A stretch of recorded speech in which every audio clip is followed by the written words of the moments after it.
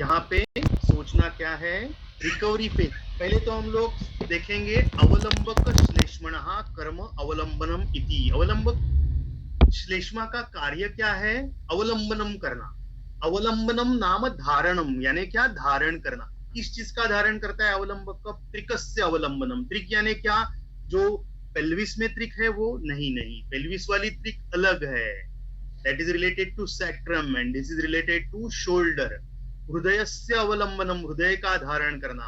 और शेषाणाम कफस्थानानाम च अवलंबनम, बाकी भी जो कफस्थान है उनका धारण करना, ये काम है अवलंबन। और यहाँ पे श्लेषक कफ भी है। श्लेषणम करोति इति श्लेषकः संधिंद बंधनम कर्तृत्वात्। तो यहाँ पे जो श्लेष्मा का कार्य है वो विकृत हो गया है। और सीतोपलादि बृहद्वाद चिंतामणि की एक्शन से रिपेयरिंग कैसे हो रहा है? देखो, initially it is inflammatory procedure, उसके आगे द्रव्य से रिस्टोरेशन ऑफ फंक्शन आ गया, रीमॉडलिंग। बाद में आगे जाके रुका नहीं, हाथ अगर 90 डिग्रीज में ही जा रहा था तो ये पूरी तरह से ऊपर जाना शुरू हुआ। कैसे हुआ? Scar tissues converted into normal healthy tissue.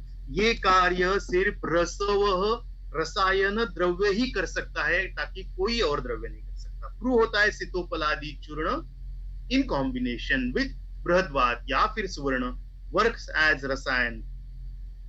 ये समझने वाली चीज है। यहाँ पे भी जो साइनोवाइटिस हुआ है उसका जो ड्रेनेज है उसको हम लोगों ने स्रोतरोध नष्ट किया। जो कैप्सूल है उसकी जो इंटरनल लेयर है उसको करेक्शन किया, वहां का कफ का करेक्शन हुआ, पाचन हुआ, दीपन हुआ and it was treated successful. योजकस्तु दुर्लभः, कार्य कारण भाव तो समझ में आ गया। अति प्रवृत्ति नहीं होनी देनी है, स्रोतोरोध नहीं होने देना है। आगे कोई तो आप में से तर्पक कफ के ऊपर भी काम करके देखो। सीतोपलादि चूर्ण सेरिब्रोस्पाइनल फ्लूइड की डिसऑर्डर्स में या फिर ब्रेन रिलेटेड डिसऑर्डर्स में जरूर यूज करके देखो। I am on to it, मैं भी काम कर रहा हूं, लेकिन जितने ज्यादा लोग इसके ऊपर काम करेंगे हम लोगों को और ज्यादा रिजल्ट।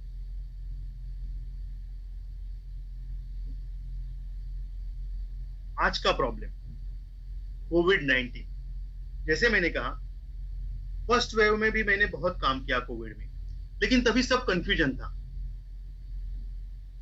कोई क्या कह रहा था, कोई क्या कर रहा था, सब लोग कंफ्यूज थे। इवन एलोपैथ्स वेर कंफ्यूज, कौन सा एंटीबायोटिक देना है, कौन सा एंटीवायरल देना है, सब चालू था।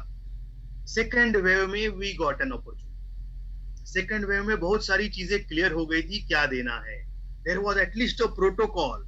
You will not believe, initially मेरे जो पहले पेशेंट थे सेकेंड वेव वाले, I started with all allopathic, सब कुछ दे रहा था मैं। डॉक्सीसाइक्लिन दे रहा था, एजिथ्रोमाइसिन दे रहा था, ओमनाकॉर्टिल दे रहा था, मिथाइल प्रेडनिसोलोन दे रहा था, मैं लोगों को मॉक्सीफ्लॉक्सासिन यूज कर रहा था, मैं आइवरमेक्टिन यूज कर रहा था, मैं जितना कुछ सर्च कर सकता था सर्च कर रहा था, मैं पेशेंट को दवाई दे रहा था। लेकिन एक ही चीज कर रहा था मैं, ऑब्जर्वेशन।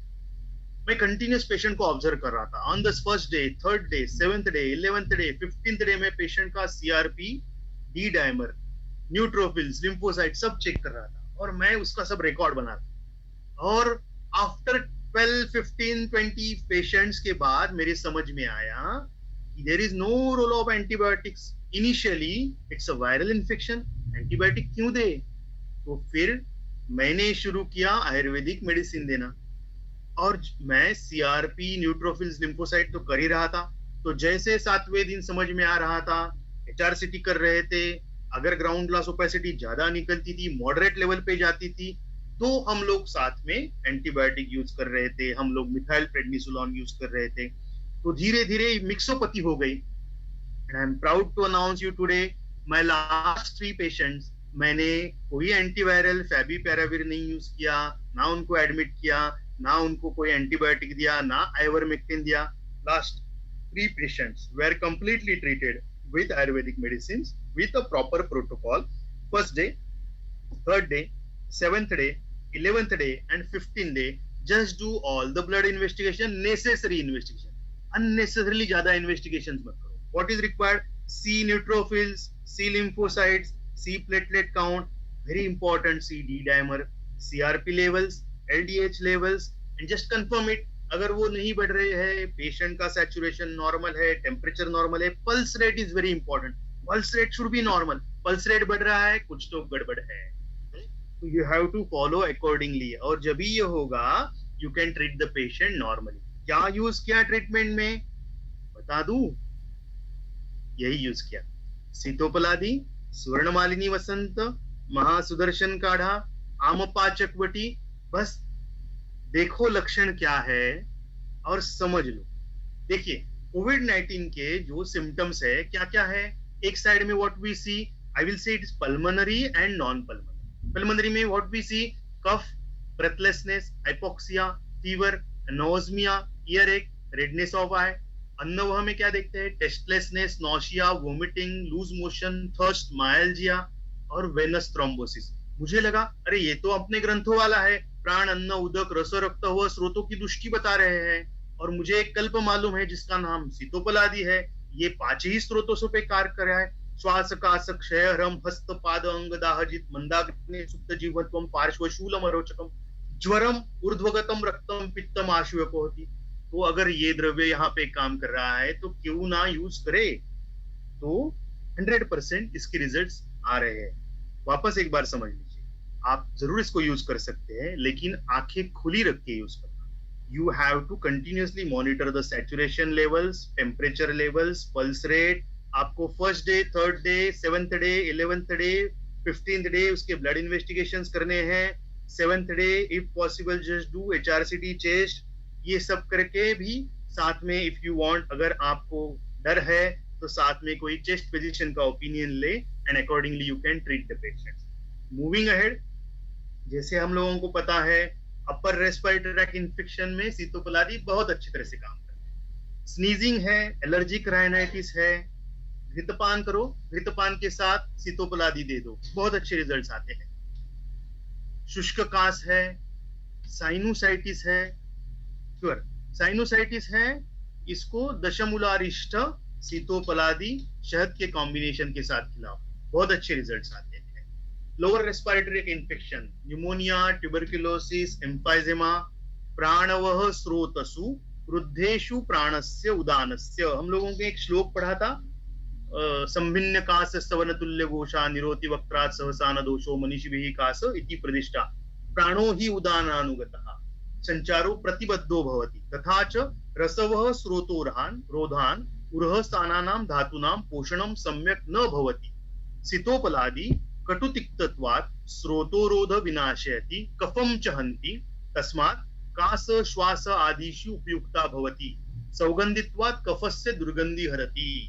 तो ये logically you can treat emphysema, pneumonia, tuberculosis. Of course tuberculosis है तो डॉट्स नहीं भूलना है, क्योंकि as per rules, government norms, you have to treat the patient with anti Koch's treatment, not with Ayurvedic medicine. Yes, but आप जरूर आयुर्वेदिक मेडिसिन यूज कर सकते हो। यही सीतोपलादी चूर्ण अन्नवह और पुरीश्वह संस्थाओं पे भी अच्छी तरह से काम करता है। Loose motions, loose watery motions है, आपको कंफर्म करना है। इफ इट इज इन्फेक्शियस, आपको और कुछ दवाई यूज करनी है। अगर इन्फेक्शियस नहीं है, कुछ मत करो, सीतोपलादी चूर्ण में सिर्फ थोड़ा नाग केशर डाल दो, गर्म पानी के साथ रुग्ण को दे दो। अगर पेन इन एब्डोमेन है, थोड़ा अदरक स्वरस उसमें मिक्स करो, 100% रिजल्ट। सिर्फ पानी गर्म ही होना चाहिए, बॉइलिंग वाटर, उसको आपको जैसे चाय पीते हैं वैसे उसको उसके साथ लेना है, 100% वर्क। रक्तवह स्रोतस, जैसे कि वेरिकोज वेन्स में हम लोग इसका यूज कर रहे हैं, गुरुची वासा अनंता के साथ सीतोपलादी चूर्ण का। एक अच्छी टिप देना चाहता हूं आप लोगों को। जब प्रैक्टिस बढ़ रही थी तो मैंने एक बहुत अच्छा कैंप ऑर्गेनाइज किया था। YMT के बहुत सारे स्टूडेंट्स वहां पे मेरे साथ काम कर रहे थे। हम लोगों ने नस्य चिकित्सा का कैंप रखा था। जीर्ण प्रतिशाय, जिनको डेविएटेड नेजल सेप्टम है, जिनको जीर्ण प्रतिशाय है, एलर्जिक राइनाइटिस है, उन लोगों को हम लोग पूरी तरह से फ्री ऑफ चार्ज नस्य चिकित्सा करते हैं। कितने दिन की हम लोगों ने, सिर्फ 3-3 सिटिंग्स दे रहे थे। 8 दिन करना कठिन था, क्योंकि हम लोगों ने करीबन 100 पेशेंट उसके किए थे। वहां पे कुछ मुझे नेजल पॉलिप्स वाले पेशेंट मिले, और वहां पे मेरे समझ में आया कि इनको हम लोगों को ठीक करना है, क्योंकि माउस धातु में अर्श हो रहा है, तो उसमें हम लोग सीतोपलादी को यूज कर सकते हैं, क्योंकि सीतोपलादि ये गंधवान द्रव्य है और पृथ्वी महाभूत ये भी गंध प्रदान द्रव्य। तो मैंने सिर्फ यहाँ पे क्या किया, त्वक एला का कॉम्बिनेशन 2-2 पार्ट, पिप्पली का 8, वंशलोचन का 8 और खड़ी शक्कर 10,